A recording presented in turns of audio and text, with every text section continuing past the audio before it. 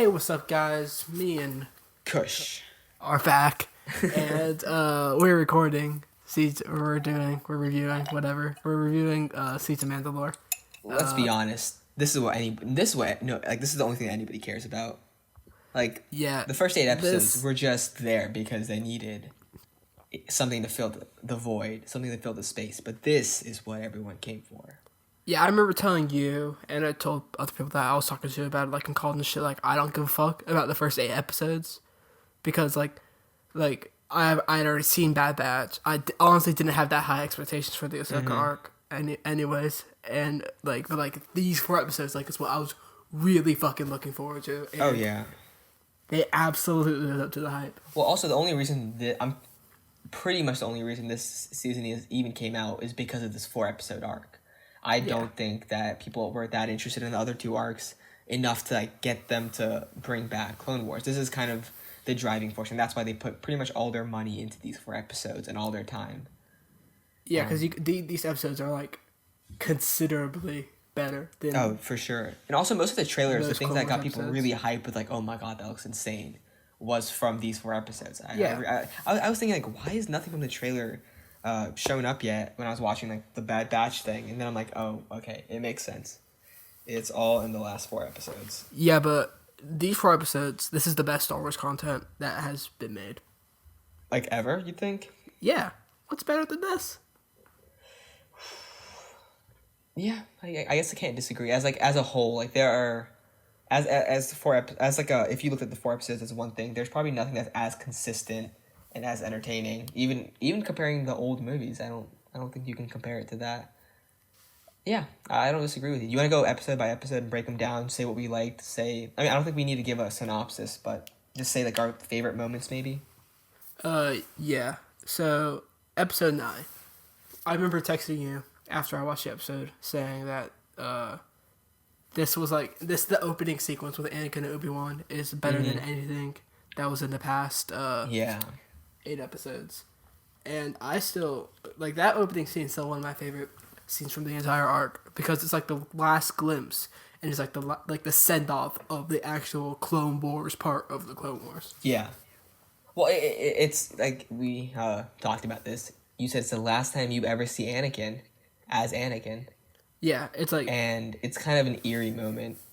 Yeah, and especially fast forwarding a bit to his last actual scene as Anakin Skywalker in the show, with him and Ahsoka. I think that's a great final scene. Yeah, it's the perfect send off, I would say. Yeah. Yeah, that shit crazy, and that it's okay, well, you obviously couldn't do that in live action, so it has an advantage as animated. Yeah. But I think Clone Wars as a whole has kept it grounded with the fights and not done too much crazy shit. And I think that this is the most grounded. And I think that this is better than almost any of the live action fights, because all 3 eras, the prequels, the originals, and the sequels, they all have kind of different lightsaber fights, and they all have different pros and cons of all 3 of those. And I think that this fight was the first fight that I've seen that was done by real people. Yeah. That combines all the pros of having a good story behind it, the originals, having good choreography the prequels, and having the impact of and the physicality of the sequels. Was actually it just the fight scene in this episode, fight scenes, all of them are awesome. The one they have in the air, where he's trying to convince Maul's trying to convince Ahsoka to join him before trying to board the ship. Awesome fight scene. That was such a good fight scene, and just the dialogue between the characters was so good. Yeah, I wasn't expecting Ahsoka and Maul to have such a compelling connection almost. Yeah, they had a surprisingly good chemistry, which is they worked. It didn't feel out of place. Yeah. Because as a viewer, you've seen them a lot, but as a show, they've never met. Yeah, and but it's been explained before of how they're kind of good foils for each other, because they're for sure. similar in many ways. But there's just been hearing about it and seeing it on screen and seeing the chemistry, and also how they are enemies but they don't hate each other. They're willing to they're kind of in sports, how they're your rivals in a way. Yeah, it's I don't Obi-Wan and Maul or like Anakin and Dooku, like they wouldn't like work together in like any Mm-hmm. way. Yeah. Like in the way that like Ahsoka and Maul like kind of like work together like a bit, and like Ahsoka like actually like thought about joining Maul. Because I mean, Maul made a pretty good case. Yeah, no, I mean, Maul is, we talked about this, he is the best character because he's so relatable. He's not purely evil, and he's not purely good, and neither is Ahsoka. Ahsoka understood, like, she left the Jedi for a reason, and Maul obviously left,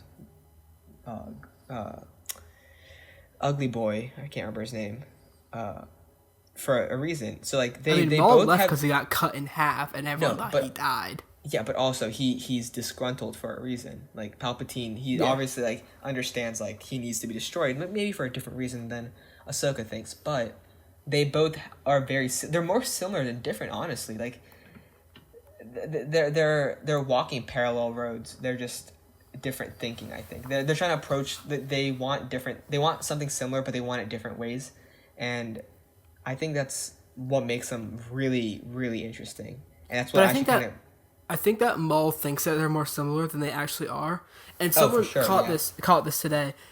And that's what I think that Maul thinks that they're more similar than they actually are, and someone caught this today. Maul got all his information on Ahsoka from Jesse, and Jesse is like one of the top-ranking members of the 501st. He hangs out with Rex and Anakin a lot, and Rex and Anakin have or at least Anakin definitely does. Rex probably does have the opinion that the Jedi Council forced Ahsoka out of the Order, and but Ahsoka has the view that she left voluntarily. So like Maul's like, okay, so Ahsoka was forced out, I was forced out, because like if they Maul both see themselves kind of as like rebels in a sense, or like Ahsoka, if she could, she had the option to be a Jedi again. She didn't take it. If Maul had if Maul was never cut in half and defeated by Obi-Wan, he would still be a Sith probably. I think that's the big difference between them. He just casually got Maul's cut in interests half. are entirely self-serving. Maul doesn't want to stop Palpatine because it's the right thing to do. Maul wants to stop Palpatine because it's revenge. But that's what I'm saying. That's what makes him an interesting character. He does have pitfalls, but he also has sometimes decent intentions, and that's like you were saying. They're great foils for each other because they are different in that way. They do have similarities, but in the end, it's their differences that kind of don't make them work together. But yeah, this episode, the 9 and 10, we both unanimously agreed were 10s. Like, they were just, not only were they really good, but they were so fun to watch. Yeah, they're great. Now, episode 11. So, like, the fighting is over. And Maul is captured, right? Yeah, Maul is captured, right? Yeah, Maul got captured. Dooku is just, not Dooku, Windu is such an asshole in this. Such a dick. He's always a dick in this show so much. And it's like, he's like the prime example of why the Jedi failed and were destroyed. Yeah. Like, I mean, it's obvious, he's obviously a dick on purpose. Like, the showrunners did that on purpose. Yeah. But this is like, right before Order 66. Mm-hmm. And I'm pretty sure everyone knew it was coming. I thought it was going to happen in this episode. It happens near the end of the episode, I think. It happens like 10 minutes into the episode. Yeah. I mean, when he gets the order from Palpatine, that scene is so cool. He goes, like, the way he even says it, like, to execute Order 66 is so cool. I like that a lot.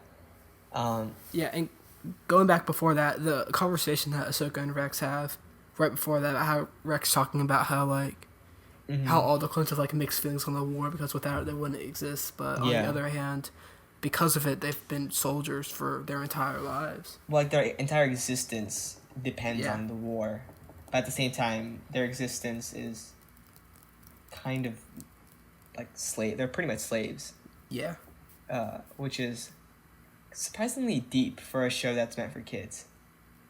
I mean, they've done shit like that a lot. Oh yeah, I mean, you told me the show gets a lot darker as the episodes as the seasons progressed, but I still think that I like that. Maul was also amazing in this episode. He wasn't... Yeah, where he goes down the hallway and kills everyone. Yeah, that scene was probably my favorite scene from this arc. Maybe even more than the intro scene to the introduction scene to episode 9. I thought that scene was just so much like a Star Wars movie scene. The way it was like just done. I loved it so much. It reminded me kind of the Vader hallway scene. just because it was in the hallway and which a lot of one? people died. The Vader hallway scene from Rogue One. From Rogue One, yeah. In a way, Also, it one kinda thing was. that happened. Yeah. Yeah. One else thing about this episode that I heavily fucked with was when when Ahsoka was sensing Anakin turning to the dark side, and they had that episode 3 self-played. Because, well, I might have very mixed feelings, you could say, on the prequel movies. By mixed, I mean mostly negative, except for episode 3. I think that was alright. Episode 3 is fun as hell. I don't know. What One scene I do actually like the dialogue of, which I will say about like no other scene in the prequels, is Anakin falling to the dark side because of the way it parallels the Dooku scene earlier in the movie. Yeah, like, that's like the only scene where I'm like, okay, I like the dialogue in this scene, and I like how they incorporated that into the actual episode. There's also a sense. Oh, go ahead. Sorry, my bad. And then I also liked seeing Rex, like when after Order 66 is activated, him like try to fight it. That was pretty good. That was. I think there's like a sense of tension and like time running out throughout episodes 11 and 12. It feels like they're, especially episode 12. There's like a because literally time is running out before they'll fucking die. Yeah, but like it's that urgency, the sense of urgency carries throughout both these episodes more than episodes 9 and 10, and that's something that's really interesting. Like the pacing is something like it not the pacing of the actual episode, but like the time it feels like it's running out, and I like that episode a lot.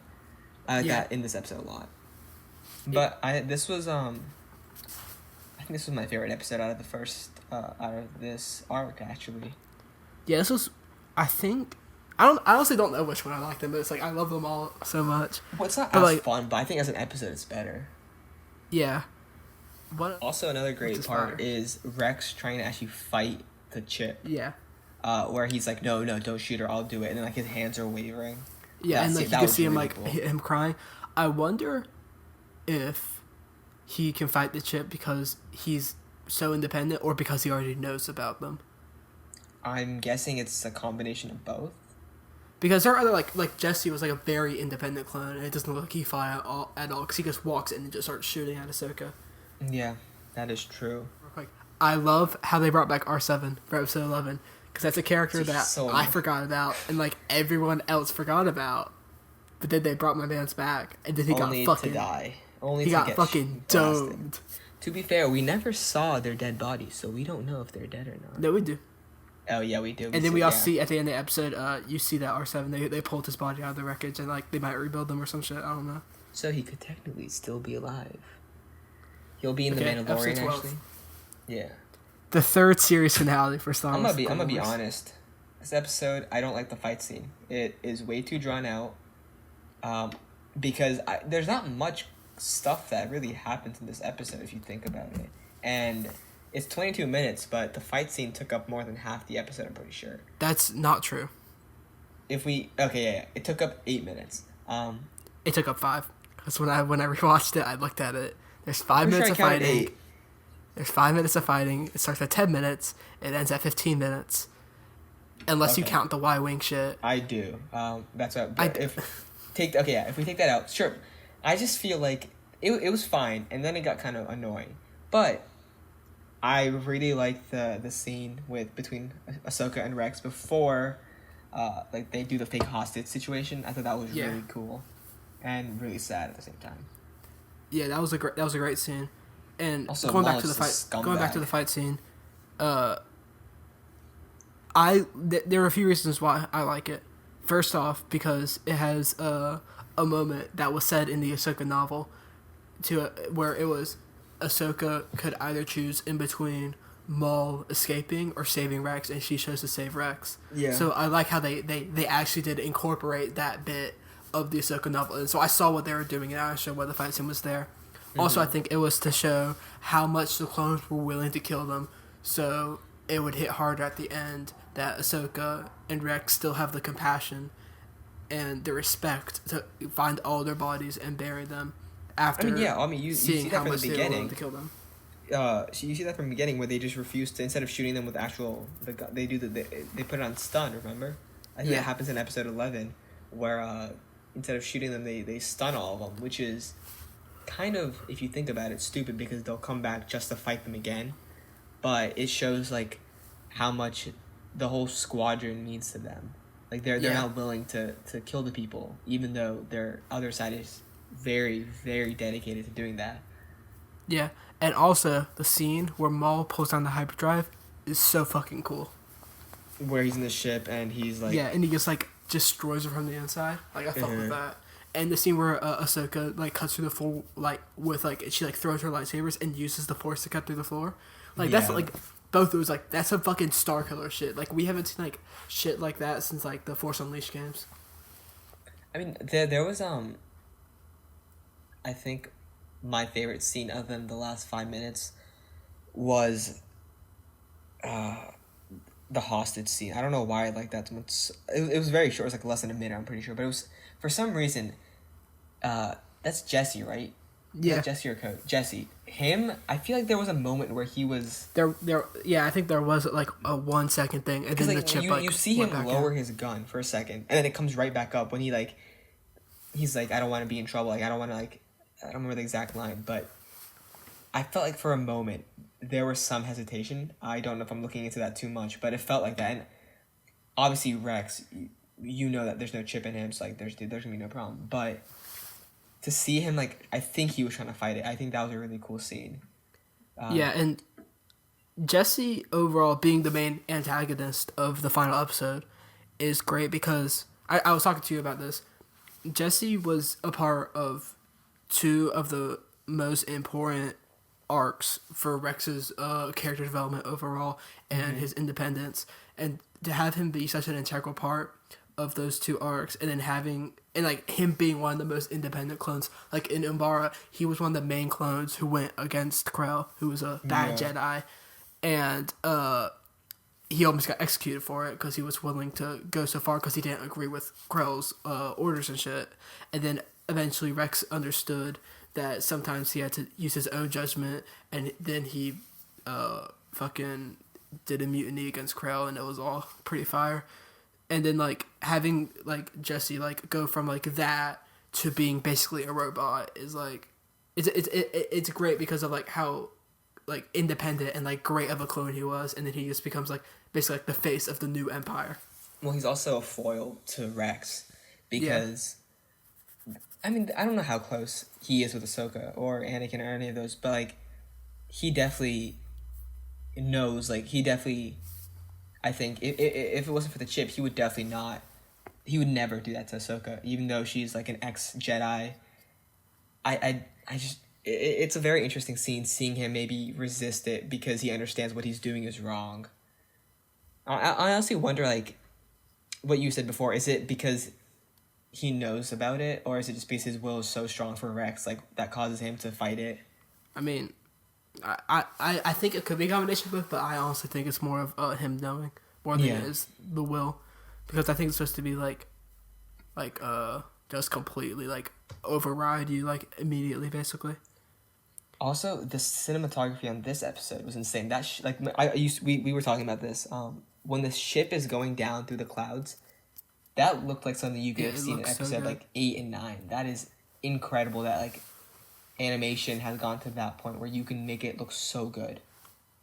Yeah, like from like the scene where there's like the long shot of the crash ship until the end of the episode, like everything looks fucking amazing. Yeah, I can't even imagine how much time they spent on just that. Like what, almost 5-6 minute? Not even less. I don't know how long that was. It was about 5 minutes, I'd say. Maybe less. But just that section had so much, I'm guessing, time dedicated to it. And do you want to talk about the end now? Because I feel like this is kind of the point of the episode. Those last 5 minutes were that's probably the best ending I've seen for anything. Yeah. That was, first of all, not only does it look amazing, it is so well done. Like, there's no talking. There's no dialogue. Everything's just shown. There's no, because like, that would just been unnecessary. There's no reason. The scene with Ahsoka and Rex and all the helmets, that was incredible. That hit me way harder than I thought it would. Like, I think like it like pans out, right? Like it's like, you don't see Jesse's helmet at first, and then like it pans out and then you see it, and it's like battered and all that, and you're just, it's just sad because Jesse's helmet being in front was like kind of symbolism about like how how the Republic is dead, and like how his grave is in front. It's like symbols of like how all the Republic's like true defenders have fallen, like only and only the Empire's left and shit, and like there's like a lot of stuff there. Well, also when Vader comes, right, and you see, or is that what you're talking about, like where you see Vader's reflection walking away. Yeah, there's also helmet? that. Yeah, that was amazing. Like, first of all, the fact that didn't look like animation. Where like we're talking about the scene. I'm talking about the scene where Jesse's helmet is in the snow, and this is after Vader's picked up the lightsaber and done everything, and he's walking away because it starts at Vader and it zooms into the helmet, and you just see Vader's figure reflection going further away, and that's where it ends. And that is just like if that was in a movie, I would have been amazed. But the fact that it's an animated show is, I think, 10 times more incredible and deserves so much more recognition. Yeah, that final sequence with Vader is so good. Like I was like kind of expecting him to be in the episode, but I was expecting him to be like fresh new Vader, not like a time skip and then like stormtroopers and like shit like that, and then seeing Vader. Well, I actually wasn't like I saw that he's in a TIE fighter, right? No, he was in an Imperial shuttle. Yeah, whatever that thing, I don't know what it's called. When he comes in, I at first wasn't expecting it to be him. I don't know what I wasn't expecting. I don't know what I was expecting, but I wasn't expecting it to be him. Then I saw him get out, and I was like, "Wait, what's happening?" And then it hit me that they're in the same place where the crash happened. Yeah, and that's where I was like, "That is incredible." Like, but yeah, Vader coming and that being the ending of the season of the show is incredible. I think I love how somber the entire ending was. Oh yeah, how it wasn't happy and hopeful. I'm so happy they ended that way. I was so scared that they were gonna make everything good. I love it when the thing leaves you just with an empty feeling. Like well, also because if they had done like the typical like everything is great like in Game of Thrones where everything is pretty much great like everyone like this isn't knocking Game of Thrones. I'm just saying Game of Thrones everything is great in the end more or less. The characters are all kind of happy, more or less. But in this, it wouldn't make sense because you know what's coming after this. This is episode 3. Like, all hope is gone. This is, like, bad. The dark side has won. And for it to be, like, a happy ending would not do justice to the overall story. And, I mean, the Clone Wars is supposed to be sad. It's not supposed to be good. Like, this is where all the Jedi die, supposedly. Yeah. And I'm so happy they didn't add useless dialogue. I would have been so annoyed if clones were talking during this scene. I would have been just like, why? I also like how they left a few threads open. Like, one thing I never really liked about episode 3 is how they had it all go back to how it was in episode 4. It had Yoda going to Dagobah. It had Obi-Wan going to Tatooine. So basically, like, now you can't really do much with those characters in those 20 years because, they're supposed to be on Tatooine and Dagobah the entire time.